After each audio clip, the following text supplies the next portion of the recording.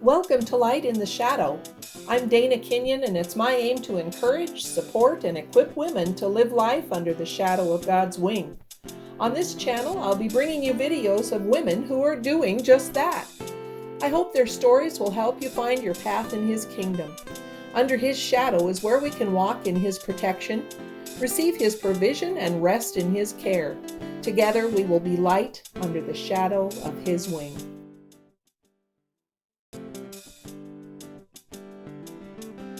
Welcome back to Light in the Shadow. This is the second part of my interview with Ann Siebert.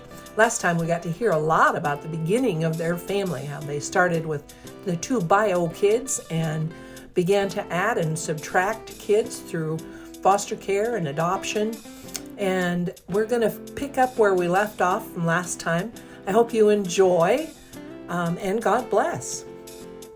So, what was the next placement? So the next placement was we had taken a break for a while, and we worked on renovating the kitchen, and thank goodness we didn't have to worry about having extra kids at that time. So we had Mayana and Lincoln, and we had Sunny and Jeff in our home, and they were then transitioning as well from having 6 total to back down to 4. And what does that look like? That there is loss that comes when other family members, temporary, even if it's temporary brothers moving out. And we took a break, and then this is a really, the stories just get more amazing. Can I say that? As I have seen again the hand of God on this. We had a family in our church that were fostering 2 boys, and we were asked to take the 2 boys on an emergency placement. It wasn't on a Sunday though, and have them for a week. And then they ended up just staying. So that being said, what a story in itself that was. But I was again still working at our local community college in a different position, but we had the boys and I remember distinctly that first week, I think it was within that first week, the caseworker had popped in, and she ended up coming to my work because of we were living out of town, and it was just convenient at that time. And so she popped in, and my boss took over at the moment and was just hanging out with the 2 boys in the main area of our work area. And the youngest, Mateo, was 3 at the time, and then his brother, I think he must have been 8 or so, I think is what Eddie was. And Mateo just hauled off and kicked my boss right in the shin.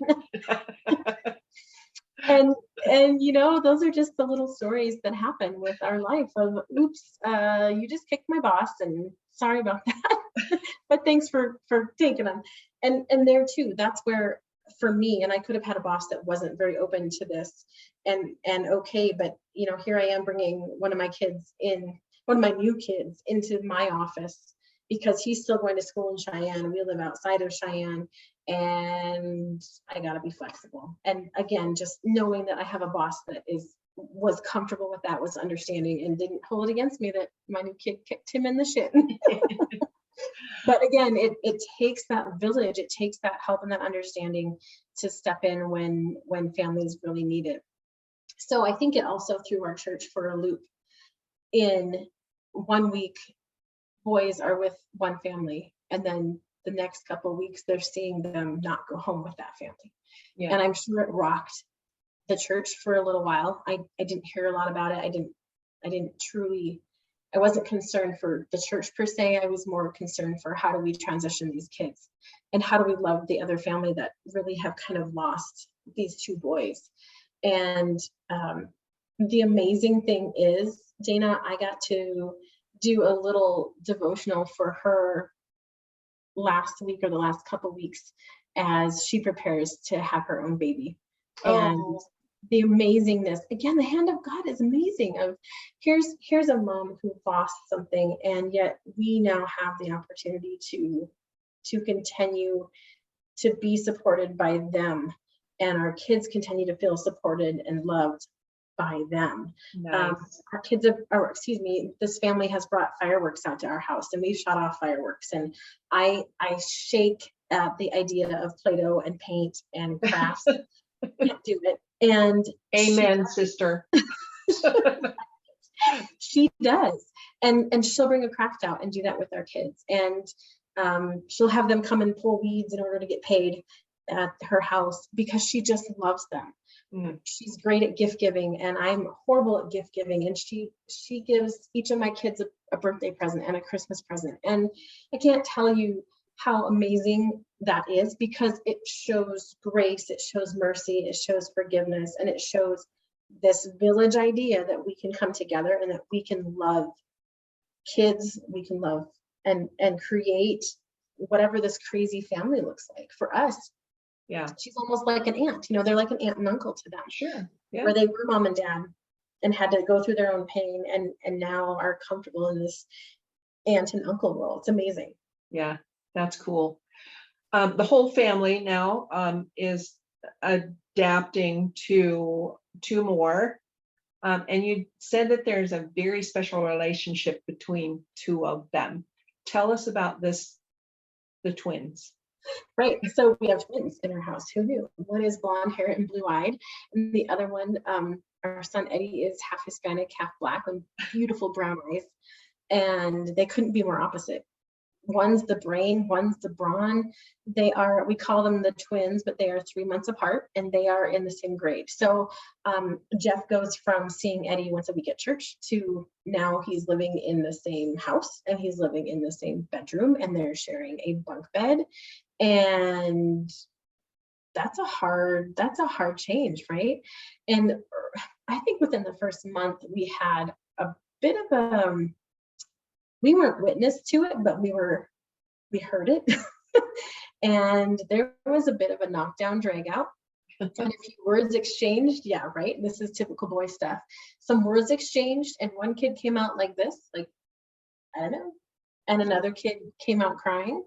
And there something was established. And it's amazing because these two are polar opposite, and yet they act like twins. You know, one gets a Christmas present and it's something they're both interested in, and there's no communication, but it is like being a twin. They open the gift and they're both excited, and they both turn and pivot and go. And they're on play with the toy. They're on sports teams, and it was fascinating to watch. We'd be sitting in the stands watching, and if they were both on the sidelines at the time for football, they wouldn't ever be necessarily talking to each other. They'd be talking near each other to other friends. And then we'd look over 5 minutes later and we'd spot one, and then the other one is nearby, but not talking, but they're within vicinity of each other. And so they have become very close. They don't really fight ever. It's really an interesting thing to watch of how that has been defined as family and how they have defined themselves. The downside, or the tough side, is then that we have two youngest siblings, I'll say, that still at almost 11 and 7, I would say would kind of vie for that baby sibling spot, if that makes sense. And they're both very dramatic. The two youngest ones, they're both very emotional and outgoing, and so their personalities are like oil and water. They can't be together, they can't be apart. It's, you know, that is the difficult part of having to really define and work through and help children continually work through their issues and work through the changing family dynamics. And I know this has got to happen in bio families, that there's always one or two that butt heads, or that really get along, or, you know, that we're friends at this time and then I'm going to be closer to someone else. So it just it has been really interesting to watch the different dynamics of our family, and who's who, and who is taking the spotlight, or who is taking the family positions at the time. I'm not sure if that makes sense, because those really can change. Yeah, right. Yeah. The birth order, that's always an interesting thing to me, that Right. you've not kept them in birth order, and that's just not even possible with a situation like that. Exactly. We have so messed that up, and having to work through those things. And yeah, it is a really interesting thing. So I did talk a little bit about Eddie and him joining us, and then the younger brother is Mateo, and I always swore I would not have one of those youngest born kids, the ones that command all the attention and it seem like they get away with everything. But I always joke and say this one came pre-programmed like that. And truly he did. He is an extreme charismatic. I think when we got him at 3, he knew the names of more people at church than I did. And I'm an associate pastor's wife. So he, and I would walk upstairs and people just point because they know who I'm looking for, who's gotten away. And he just has this charisma about him, and people give him things. They give him gifts, they give him concession food, and it's amazing what he can be like. Mateo sounds like a lot of fun. He sounds like a hoot. And I know watching some of the things that you post on Facebook sometimes, it's like, I think that kid's fun. I want to meet him. But you said that he kind of vies for the baby position in the family, if you will, with Sonny. So tell us about Sonny a little bit. Right. So like you said, Mateo is a barrel of fun. He is the epitome of charisma, like I may have mentioned, and people just love him, but his other siblings don't always think he is all that great. And the one that he probably vies most for attention, and they are literally oil and water. Yesterday they had a big fight in the morning, and then we had an appointment to go to, and they were racing each other and sharing some video game time, and you just never know. One minute they're going to be throwing punches, and the next they are throwing punches. I said it. and yet the next minute they're going to be just best friends. And so it is interesting. But as we have blended family, and a lot of, I'm going to segue away from Sonny for just a minute. And I think it's important so often you hear of, I want to keep the same birth order, if you will. And we did with our oldest 2 biological kids, and then it went out the window. And so we don't have the same birth order. We've got kids that were last borns maybe, and then they become the second to last born, or they become the middle child. And I think birth order is probably important, but I think it also changes and ebbs a little bit, and maybe it changes and differs even more with foster or adoptive families, because we are adding and subtracting family members at different times, and so our kids kind of get used to how this all plays out. But in this case with Sonny and Mateo, Sonny is also my eccentric child. She got her ears pierced last year, which this is all very typical girl things, I think, as well. But she got her ears pierced, and I've said no dangly earrings, for instance. Well, she bought some dangly earrings the other day, and they look great on her. But it's just who she is. She was born to sparkle. She was born to dance. She was born with all of those kind of things about her. And fortunately or unfortunately, the rest of us in our family are not sparkly. We're not pink and purple and fluffy and glitter and all those types of things. So, very early on, after it's probably been at least 6 or 7 years, but our church secretary is also very sparkly, very glittery, makeup, nails, the whole thing. And for a couple of years, she would buy Sonny the spray hair glitter. It's kind of like a hairspray glitter. And that just fit Sonny's personality. And so Sunday mornings we could be, putting the hair up and have some sparkle in the hair. And so it's that village that, yes, this is okay. This is normal for her. And how do I, as a mom, embrace that?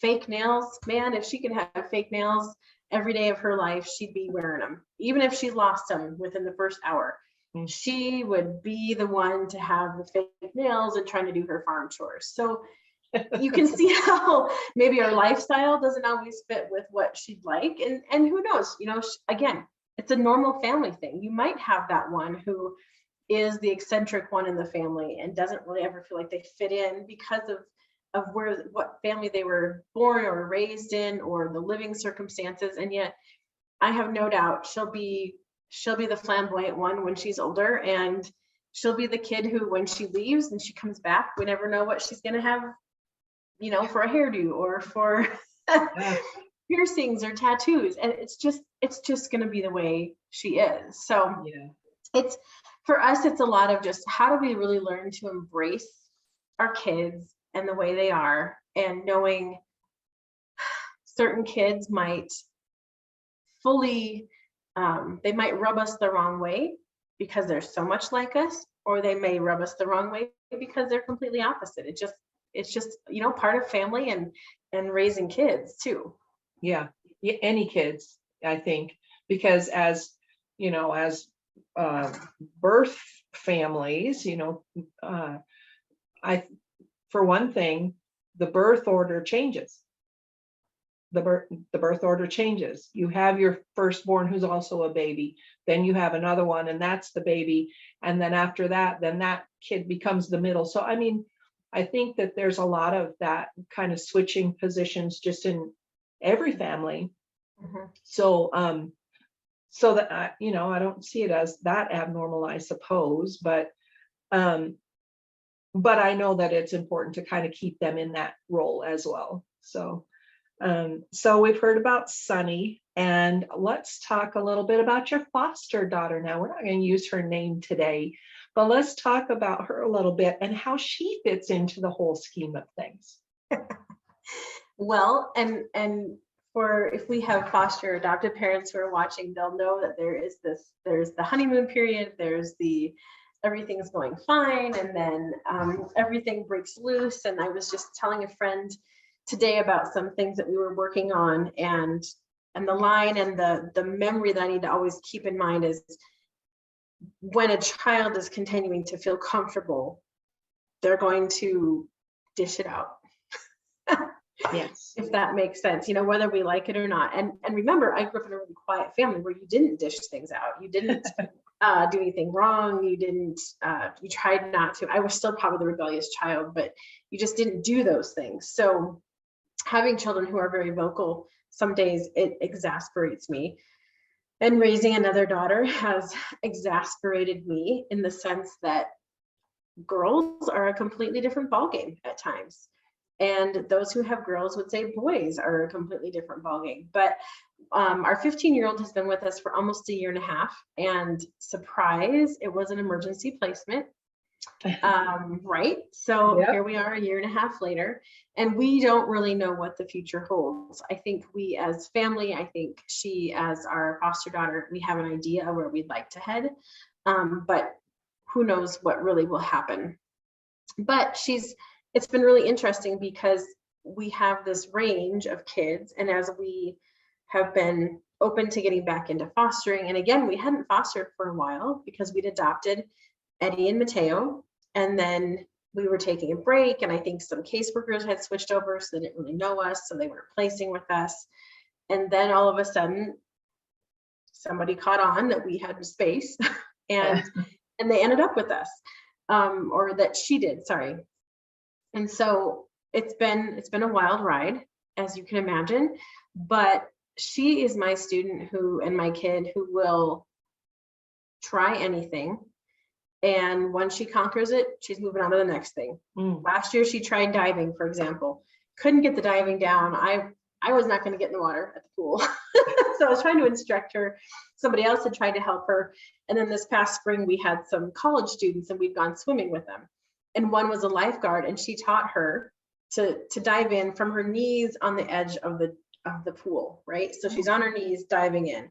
Once she figured that out, within minutes, she's up on the diving board, not even hesitating to dive off, and wants to go off the 3-meter board, diving off. So I'm recording. I want to turn away because I don't want to see anybody get hurt. If you're going to get hurt, just don't let me watch it. But that's the kid she is. She's not going to shy away from things.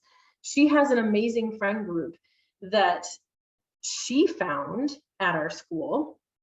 And this friend group has, what's fun is other kids, the friends' siblings are also have ended up being in some of our other kids' classes.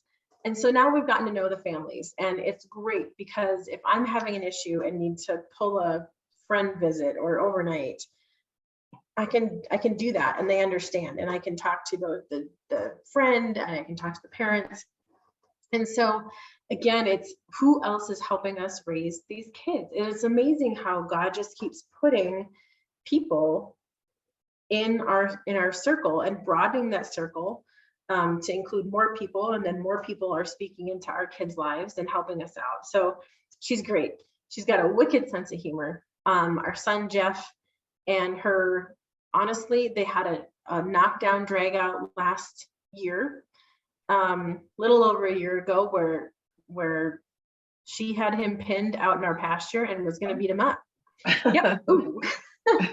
And then Jeff came to me a month or so ago and said, I really hated her and I despised her. And now she's okay. And they'll go and do stuff. They'll go sit and talk. They'll crack jokes with each other. And they, like I may have mentioned, they have a wicked sense of humor. So their jokes are hilarious. And it just takes that time of, do we want to add family members? Sometimes we like the comfortable. We don't want to have to work to add in somebody else and someone new, but we have worked to add her in and be someone new. And it's been a really, really good addition. It's been a tough addition, especially as our kids get older. It's easier to add a 3 or a 4-year-old into your mix when your kids are younger, I think, than when you're older and your kids are involved and they have more opinions and they have more, they just have bigger and better hurts, if you will, that they have to all have attention for. So right. It's been fantastic. And it's been really neat to see how God, like I said, has stepped up and provided people to love on her. And even to the point of, this is kind of funny because she said, and I think it's true, one of the dads of her friends would make her a sandwich for every track meet. Oh, isn't that funny? That's because nice. As she said, her dad just knows how to make sandwiches that I like. And I like his sandwiches. And she must have told him or something once. And so every track meet, he would make her a sandwich and send it along with his daughter. And those are the things that too, they aren't, maybe they are doing it intentionally, which is fantastic, but it's showing, we love you, we think you are important. And it's not us saying that she's important. Yeah. It's a friend, it's a father figure, it's a mother figure saying, you are important enough that I'm going to take 3 minutes and make a sandwich because I care for you. And so those are huge things that yes. I don't know if she'll ever really realize that in her life, but I see it. I see how the other people are caring for her. Yeah. And even if you don't, mentally notice or mentally make that connection, they still feel that, they still feel that peace in their heart. So what a beautiful, messy family in progress. Right. You guys are. You have Lincoln and Mayana and Jeff and Eddie and Sonny and Mateo and your foster daughter. And so much ministry can be done, through those age groups and those connections, like you were talking about with the friend whose dad makes her a sandwich. I love that. So here are all these kids. Are you done adopting? So my husband says yes. And what I think is funny is when things are going well with our family, I notice then that I seem more open to, we could do one more, we could do this. And then it's the realization right now that, what, at some point we do need to stop because we need to be able to care for all of our kids as well as we can. And so, next year is our oldest daughter's senior year, and those are big moments. And how do we get through that with her? How do we continue with her? And then we have our Eddie and Jeff are going to be 7th grade next year. And then 2 years after that, we'll have another junior higher. And not counting our foster daughter, if she's able to stay or if she stays with us. But getting 3 kids who are a year and a half apart through junior high. Wow. Right? In high school. Exactly. I need those reminders of, and you've got a lot coming up the pike here. So we know we're hitting even more for busy years, and we know that life's not going to slow down. So we look at that right now and think that's where we're at. And we don't have room. Our house is full. And Yes. at some point, we're going to be that old and gray family, and we don't want to be old and gray with a 2 and a 4-year-old or something like that. So yes, right now we are needing to be at that done phase. And even the little things that you don't think about of vacations are bigger and bolder. And I know a couple of years ago we went to Minnesota, and we were looking at trying to go do some things, and most places for us to go visit a museum or some event or something, we qualified either for the group rate or it was just cheaper for us to like buy a year-long membership and visit the place once. So it's all those things too of considering, do we even fit into hotel rooms, and not just one room but more rooms? Yes. Can we afford to go to the museum? Can we afford types of things like that? So it all does really play in, and everything gets bigger and bolder and just wackier as we keep adding kids. And how do you get away? How do you take a break? Yes. Yeah. I hear that. And things are getting so expensive these days. Seriously, we only have 3 in our family, and to go to McDonald's some days is like out of the price range, anymore. Yep. So, and gasoline. It sure is. So yeah, that makes a big difference. So if you're talking about then vacations and that kind of thing, let's move into like the bigger family. You talked about the village that lives near you, but you have family members still living in Minnesota, correct? Right. And so you go and you visit them. And so tell me about that bigger family dynamic. How does that work? Well, we know that we completely overwhelm. And Christmases are hard because it's winter and you're kind of penned in and all of those kinds of things. I love going to see family in the summer because then we can be outside. And again, remember, I described my parents as being, everything kind of has its place, and they have antiques out. And so my anxiety goes up. I'm sure theirs does. And so when we come, I know that they take pictures off of walls and they take down paintings or whatever else, because we don't bat an eye at launching an article of clothing that's been upstairs. We just launch it right downstairs. And so knowing that some of those things have to be taken care of, right? But we're hoping to go to my parents' cabin in northern Minnesota this summer, and I would much rather be on the lake where my kids can swim for 4 hours instead of being cooped up. So those are the kind of the ways that we look at it. And then it gives my parents a little bit of space if they need it to, and not being overwhelmed by our kids and those kinds of things. And yet, because of both of our extended family situations, they completely understand that these kids are important. All of our kids are important. And so they get the birthday card, they get the Christmas card, they get the birthday money, because they've understood that when you're in our house, these kids are treated the same, and they're ours. We don't know how long they're staying, and we don't know all that stuff, but we know that they are going to be included.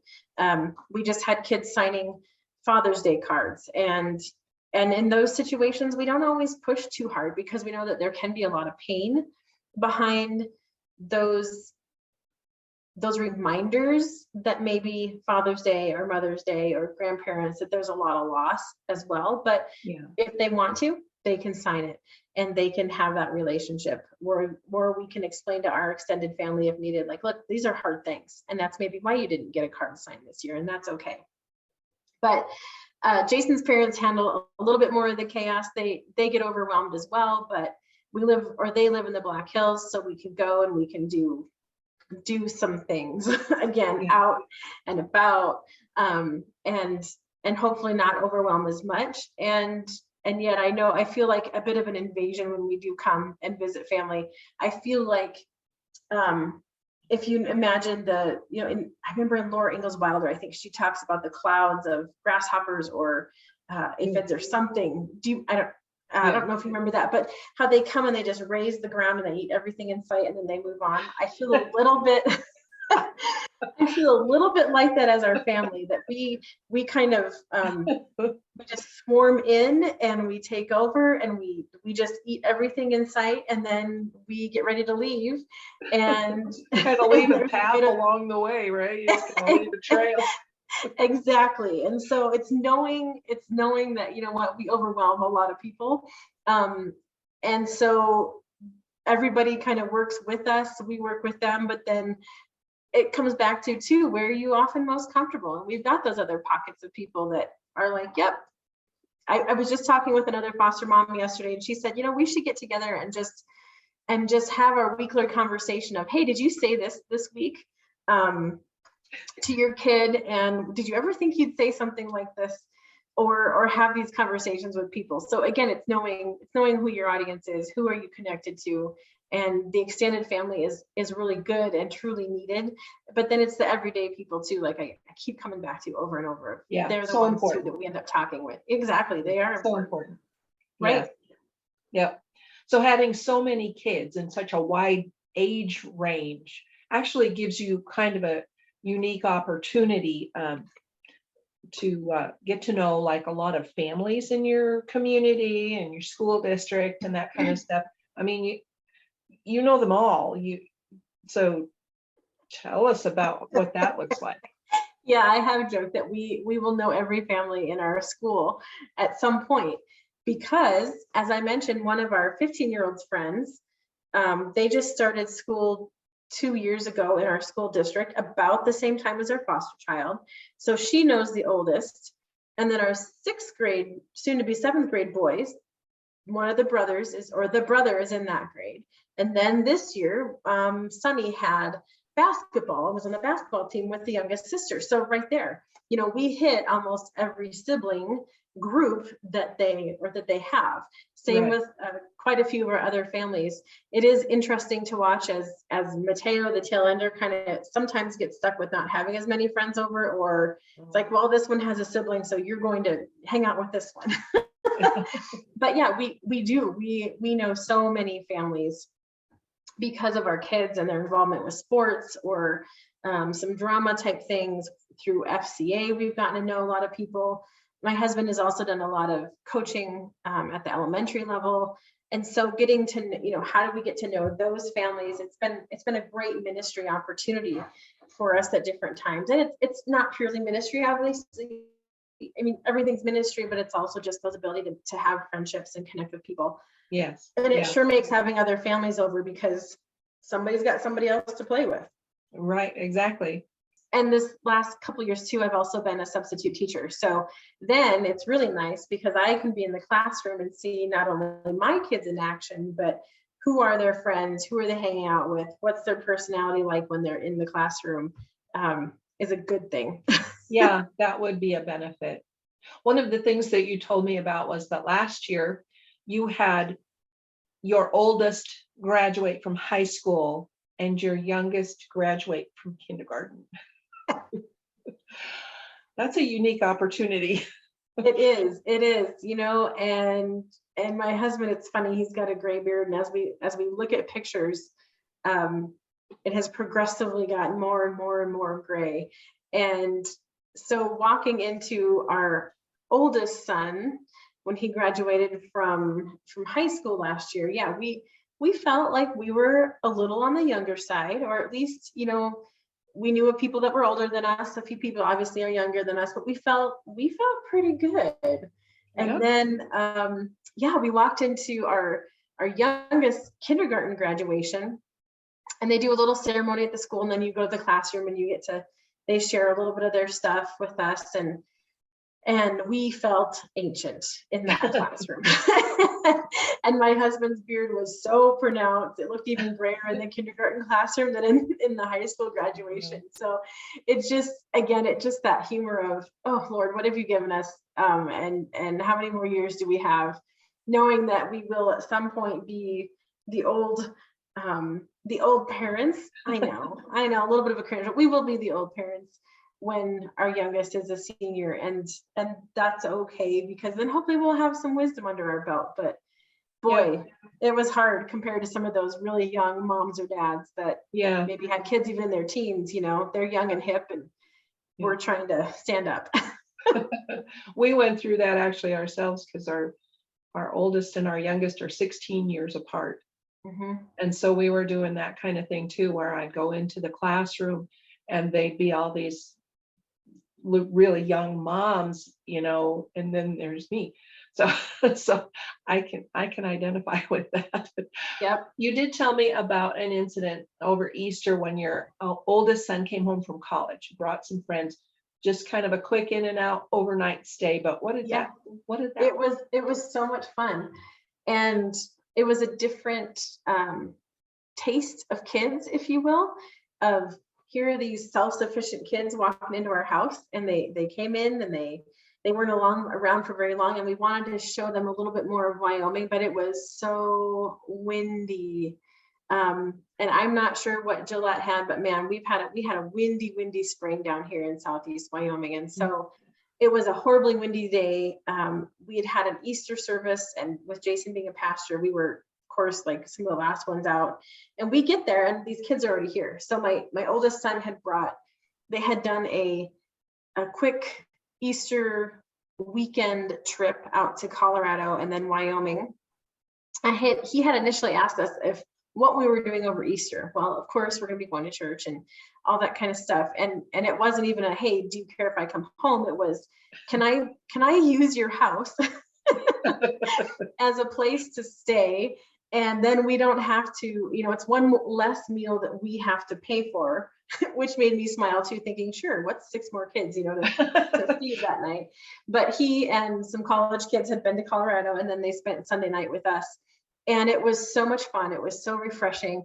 And it was about the second or third time I think I'd been told within a couple month period that people were, these college students were walking into our house and saying, man, I just feel like I'm at home. I feel like it's just comfortable.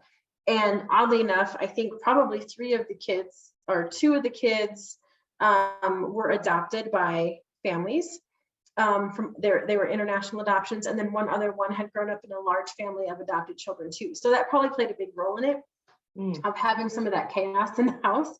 But they just felt welcome, and I had not always felt that. I have always desired that for our home, that anybody can walk in and I'd be okay with it. Now, I think as women, we often panic of, is my house clean enough? Is this good enough or not? And yet I'm getting to the point where, yeah, come on in.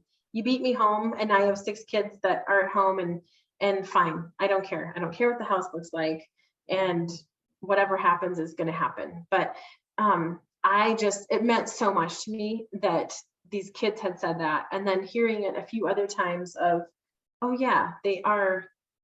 This might be a thing that people really do feel comfortable with us, which is what I hope. That you can walk in and you can drop your pile of issues, and it's not going to be a surprise. Yeah. And fit in, no matter who you are, you're going to fit in some way. Exactly. So, and that has spilled over into our kids too, of, our oldest, when he went up and worked at our denomination's Bible camp up in Bozeman, he would come home, or he'd call and say, oh, I had a kid just like this sibling, and I had a kid just like this sibling, and I knew how to work with them. And I remember thinking, see, this is going to pan out for you. Yeah. all your frustration is going to pan out because you understand people and personalities. And as our daughter went to camp, the same thing of, I knew how to work with some of these kids. And we even teased our oldest of, look, when you go off to college is going to be a piece of cake, because you've already shared rooms. You know how to do all, you're pretty self-sufficient. You know how to deal with personalities. You live with the annoying kid in your room. You'll be fine. And it absolutely was. He always said dorm life was a whole lot quieter than being home. So you mentioned Mayana and being at camp. So here you are, you and Jason, and you have this large family, which is ministry in itself, but it does kind of limit you as to some of the ministry that you could have. And so I remember you telling me about talking to Mayana about that and the opportunities that she might have because she doesn't have a large family at this point. So how did you encourage her in that? Yeah, and encouraging our kids to follow the Lord is what we should be doing. And yet, I don't know if I can put this right, but it is intensely scary. I don't know if that makes any sense. Because when you really do follow the Lord, you don't know what's going to happen. Right. Who knows where they'll be. And we have always encouraged her and probably pushed on her more than some of our other kids, because as a child she was very fearful, very anxious. She'd be I remember one time in first grade she was crying because I was not going to pick her up from school, but my husband was, because I had a meeting. And so something like that even would just kind of blow up her mind with anxiety of, my mom's not going to do this, dad's going to, am I going to be okay? So here's this young lady who very fearful, very anxious. She always got her extroverted brother to talk for her. Oh. and yet really Yellowstone Alliance Adventures, again, being up in Bozeman, it pushed her. She experienced camp every year when my husband would go up to speak. So it became familiar, kind of became like what we do. And I know where I'm going and I know the area. And then when it came time for her to actually go to camp, Lincoln, our oldest, had been there for one summer working, and then she decided, I can do this. And she's now in her 4th year of being up at camp. Wow. And our son said, yeah, Mom, she kind of clung to me the first week and then she flew. And that's what you want, right? That's how we want it.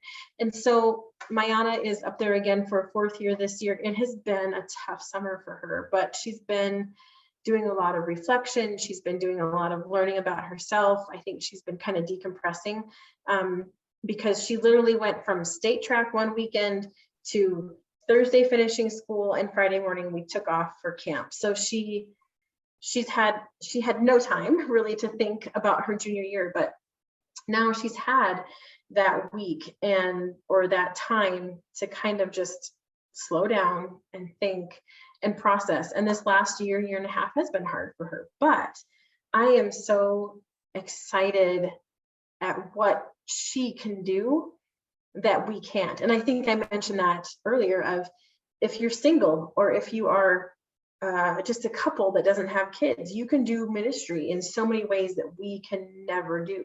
Yeah. We're locked in, but she can go and be and do and follow exactly where the Lord leads her, which again scares me. Yes. Because I know God's got really big plans for her. And so who knows where she'll end up. And knowing that that's a me issue. I have to let that go.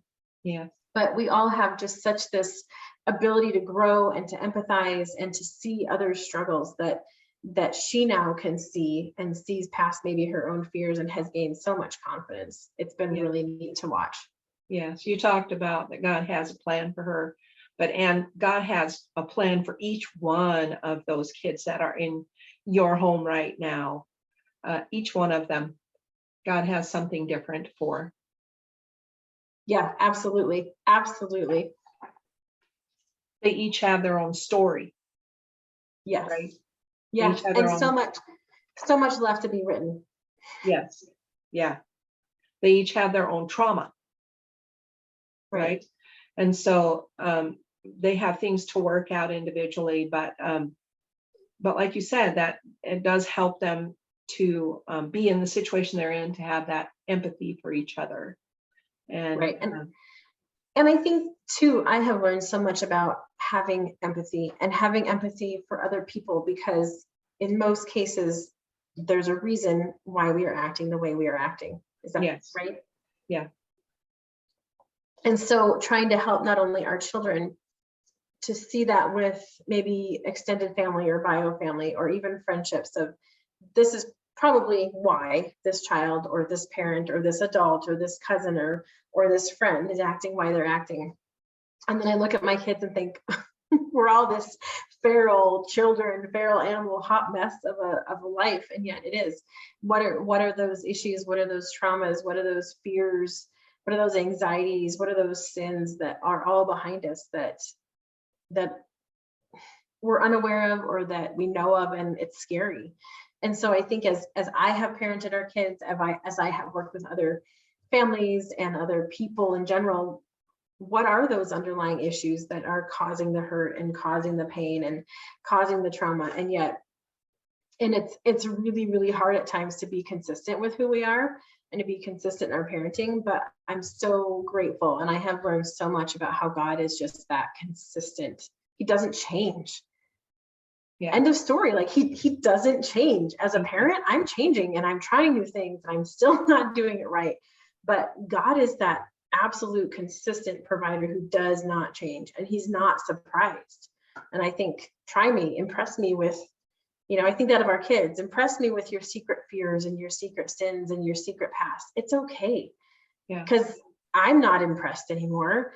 God certainly isn't impressed or worried or going, oh wow, that one caught me off. No, he's seen it all. He's walked with us through it all, and he does not change. And he looks at our family and our feral squirrels and ducks that are everywhere, and he's like, so what, Anne? You're fine.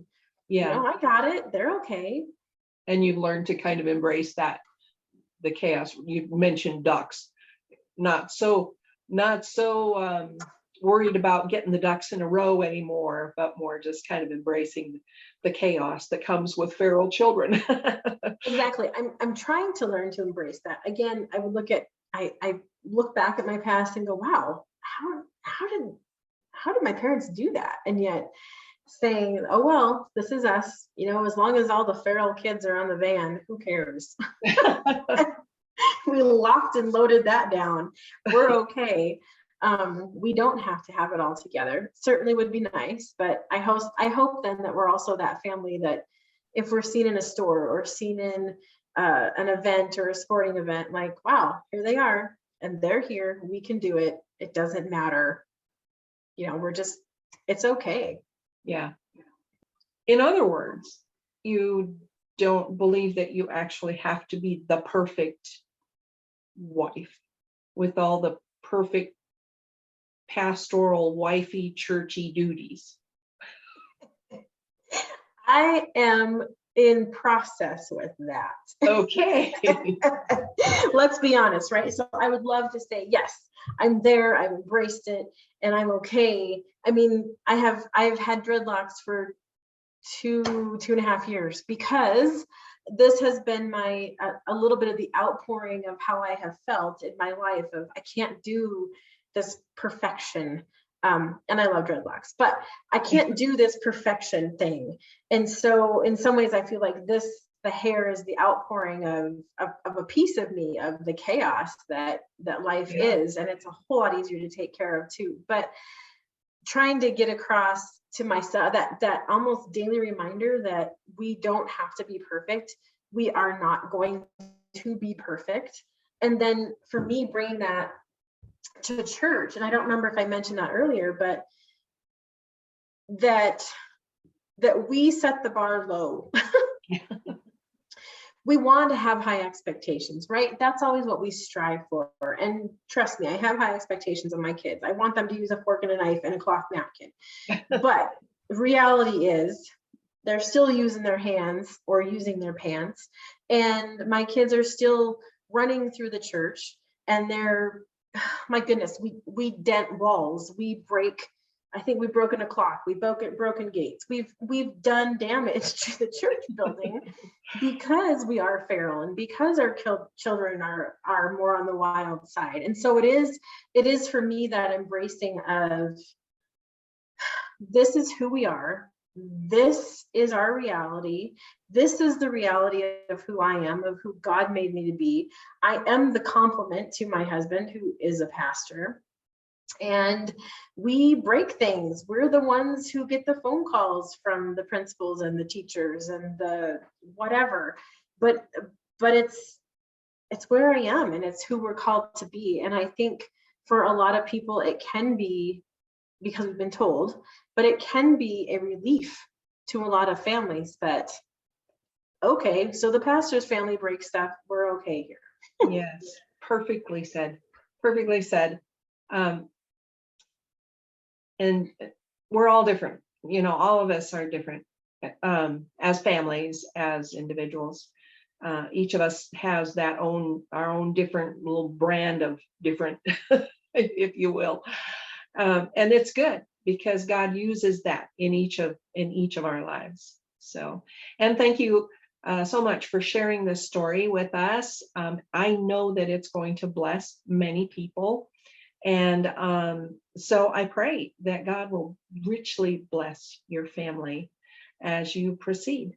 And is it next year that you're having 3 in junior high? Yes. We'll be Well, praying. we'll have a senior, a freshman, 2 7th graders. So we at least have 4 kids in our combined 7 through 12. We're tipping the scales toward high school now and not elementary. So I'm really excited. Yeah. We will be praying for you. Yes.